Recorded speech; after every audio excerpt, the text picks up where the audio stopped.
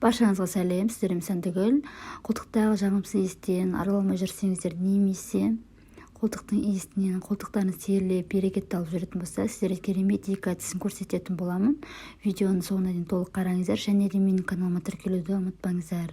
Керекті заттар бізге айта кетейін. Бізге ең бірінші сода керек болады, және де лимон керек болады, және де сутек асқын тотығы керек болады, яғни перекс керек болады. Үй жағдайындағы бар заттар.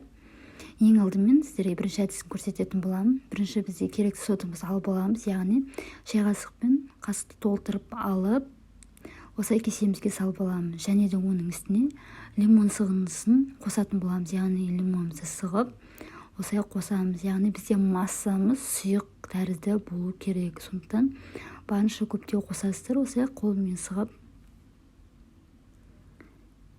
Міне сығып болғаннан кейін жақсылап қасықпен араластырасыздар. Осындай массада болады, яғни көпіреді. Міне көріп тұрғандарыңыздай. Осы массамызды терімізге, яғни қолтығымызға жағып, жарты сағаттай ұстайсыздар. Қатып қалады, сол кезде ғана барып қолтығыңызды жуып тастайсыздар.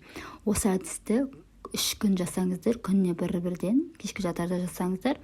Сіздер міндетті түрде қолтықта иісіңіз 100% кететін болады. Келесі әдіс ол бізге үй жағдайында осындай су керек болады, және де бізге перекс керек болады.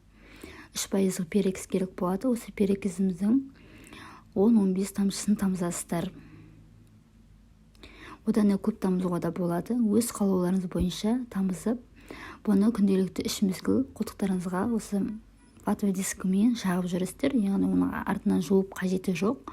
Осылай онда 3 күн жасасаңыздар, міндетті түрде нәтижесін көресіздер. Дәл осы әдісті жасап көріңіздер, және де бөлісіңіздер.